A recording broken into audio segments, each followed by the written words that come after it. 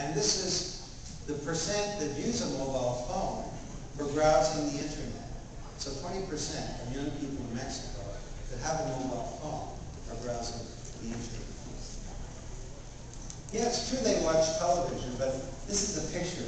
I was at my son's college, and he's just graduating. Actually, his graduation party is tomorrow night.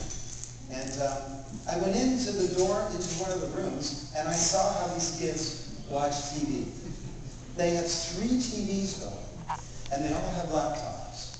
And they're playing this little game where someone says something on the television, like someone said, the #1 employer in Italy is the mafia. So one kid says, no way. And another kid says, I think that's true. So they say, okay, you're on. They have a 25-cent bet. They both go on to Google and they start searching and they find out what the truth is. This is not the way I watched television when I was a kid.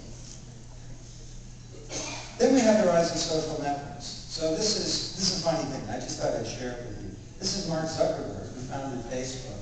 This is his friend request to me, to ask me to be his friend on Facebook.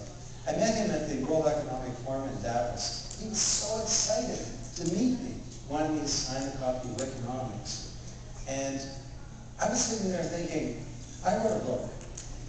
He created a social network of 80 million people that's changing the world. And he's impressed by me? What's wrong with this picture?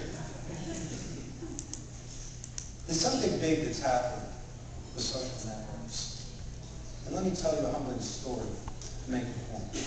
It was Christmas Day, a year and a half ago, and I gave my son Alex an advance copy of my book, Wikinomics.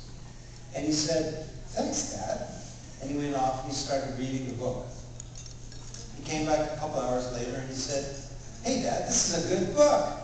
It's like he's surprised. Anyway, he says, I think I'll create a community on Facebook. I said, can I watch? 15 minutes later, he's created the Wikinomics community. Another 15 minutes later, he's got 6 members. By the time we're eating turkey on Christmas Eve, Christmas night, he has 130 members in 7 countries, 7 regional coordinators for the community.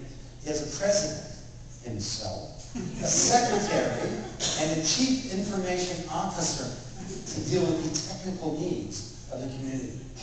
He's put out a PDF of the first 2 chapters of the book. Before I'm eating turkey on Christmas night, I've got kids writing in from around the world saying, Mr. Tapscott, we found errors in your book, and the community is placing demands on me. How exactly will Mr. Tapscott be contributing to our community? What is this? Well, there's something going on here and you don't know what it is, Bob Dylan, right? Self-organization. Self-organization has been around throughout human history.